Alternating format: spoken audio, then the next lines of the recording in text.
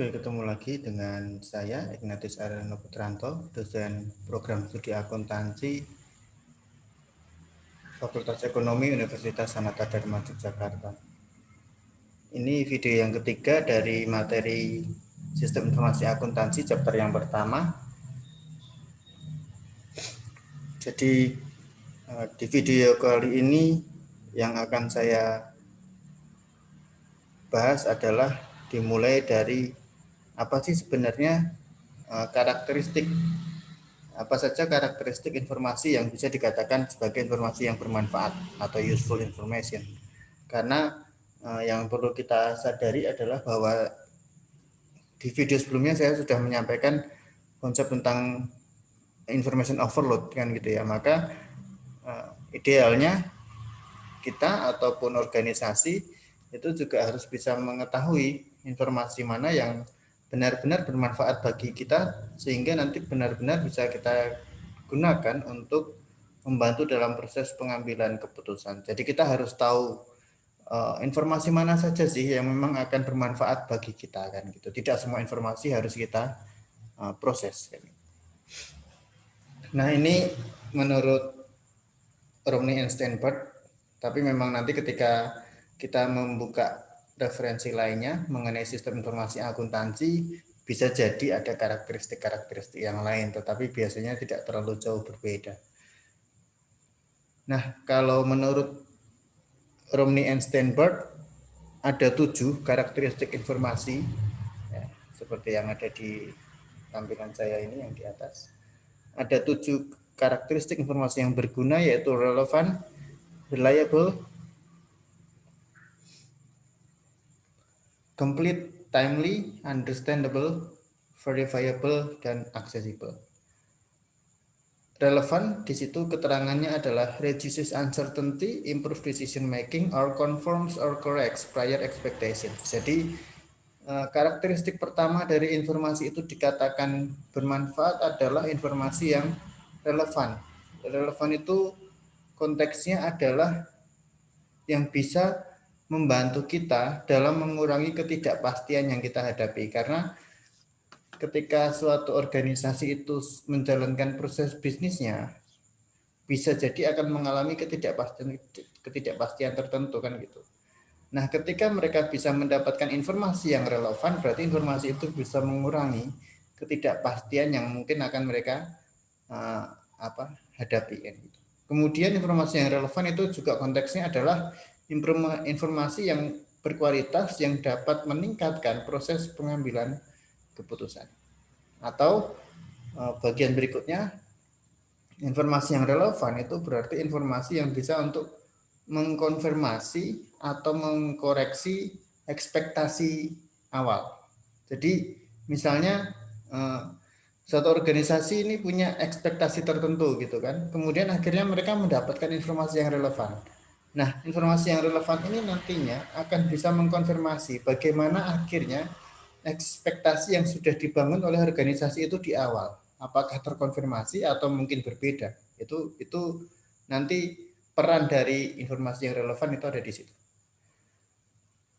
Kemudian yang kedua, reliable, free from error or bias, accurately represents organizations, events, or activities. Jadi informasi yang reliable, yang handal, ya, itu berarti informasi yang bebas dari kesalahan.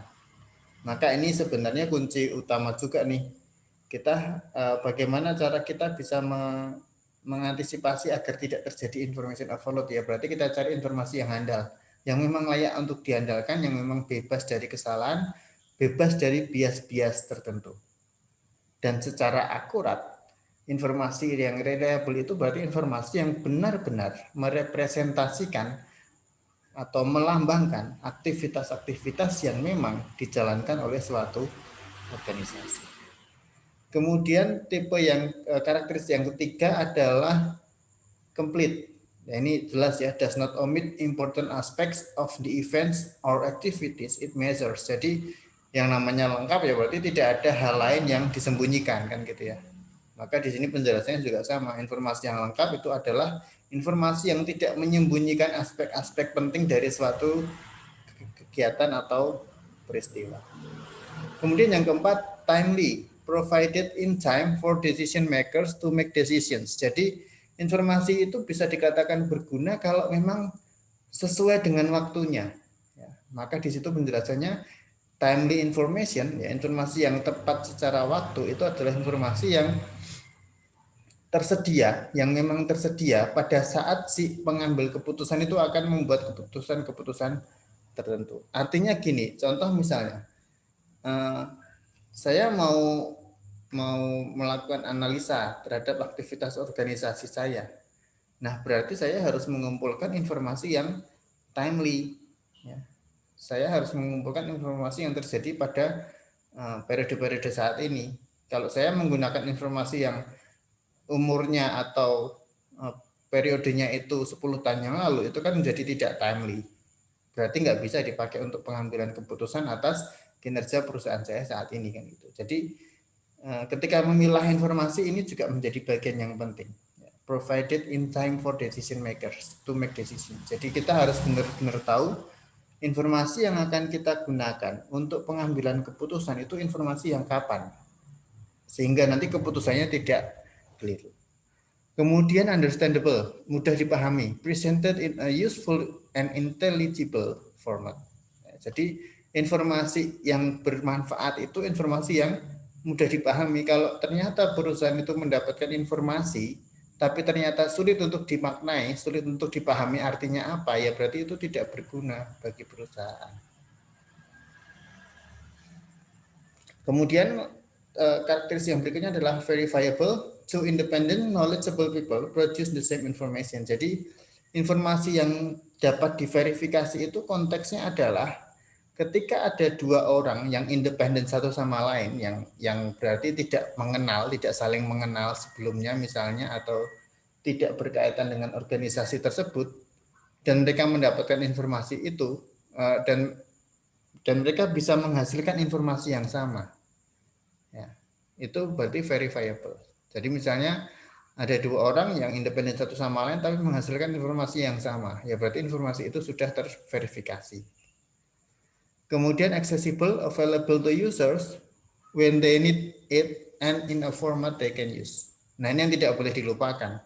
Informasi itu harus dapat diakses dengan baik.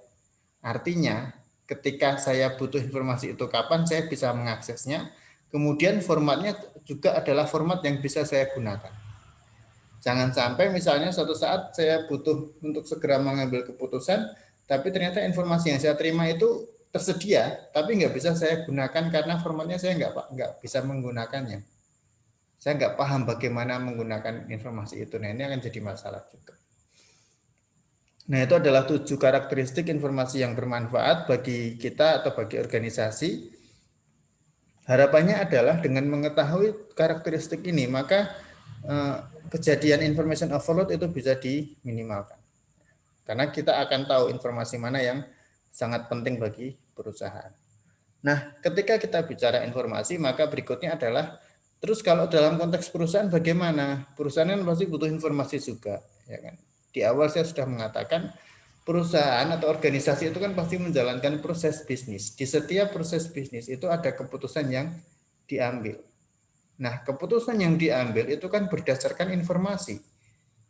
Dan setiap keputusan yang berbeda-beda itu sumber informasinya juga berbeda. Maka kita harus paham keputusan apa yang mau diambil pada proses bisnis yang mana, kemudian berarti butuh informasi apa. Maka contoh di sini misalnya terkait dengan, ini saya tidak akan menjelaskan semua ya. Oke, terkait dengan pemenuhan modal perusahaan, acquire capital. Ya, perusahaan pasti butuh mendapatkan modal kan gitu ya. Nah, keputusan pentingnya apa? How much? Berapa banyak modal yang dibutuhkan? Kan pasti itu yang selalu dipikirkan, ya kan? Perusahaan sudah berjalan sekian lama, kemudian mikir lagi, wah masih butuh tambahan modal nih. Pertanyaan kuncinya atau keputusan kuncinya adalah berapa jumlah modal yang dibutuhkan. Nah, ini kan bisa dijawab dari, keputusan ini bisa diambil ketika punya informasi terkait dengan cash flow projection. Kalau perusahaan sudah punya informasi yang lengkap tentang arus kasnya, termasuk tentang proyeksi arus kas ke depan, kalau yang sudah belajar manajemen operasional atau penganggaran kan belajar ya tentang trend projections nih, bagaimana memperkirakan masa depan perusahaan, maka cash flow itu juga bisa diproyeksikan. Kedepannya cash flow-nya itu mau seperti apa.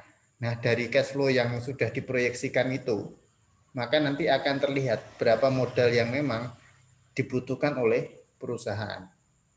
Nah, contohnya seperti itu. Jadi, ketika kita akan mengambil keputusan bisnis, ya, harus tahu dulu proses bisnisnya apa, kemudian keputusannya tentang apa. Dari situ kita tarik mundur, berarti saya butuh informasi yang menggambarkan apa. Kan.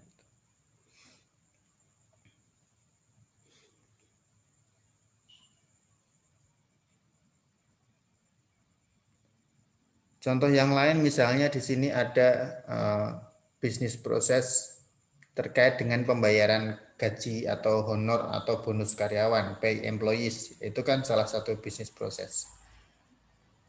Pengambilan keputusannya atau keputusan yang mau diambil adalah berapa jumlah yang akan dibayarkan kepada si karyawan.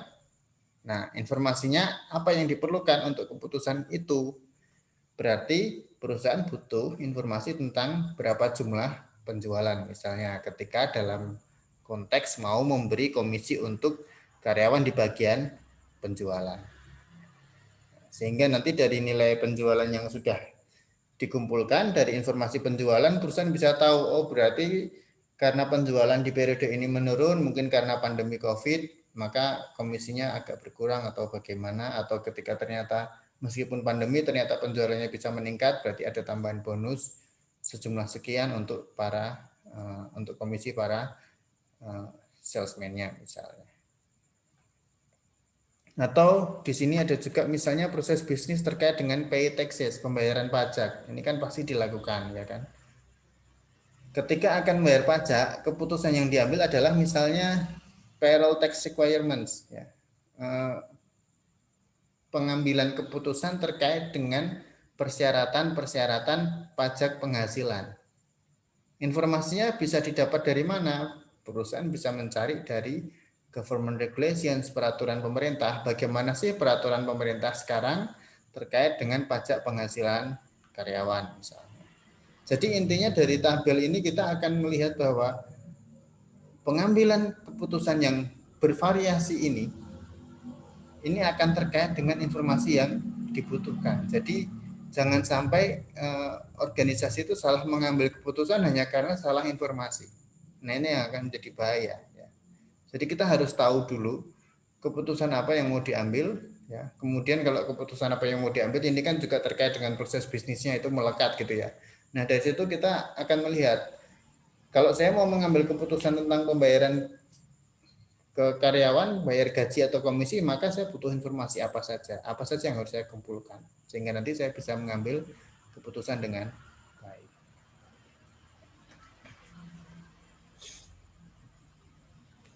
Nah ini sekaligus sebagai pengantar untuk nanti ke video berikutnya. Ya. Video berikutnya kita akan membahas tentang ini. Apa sih sebenarnya yang disebut dengan bisnis proses? Kemudian ada bisnis proses apa saja dalam setiap organisasi. Nah, maka tetap pantau terus channel ini. Ya, terima kasih sudah menyimak video ini dan kita ketemu di video berikutnya.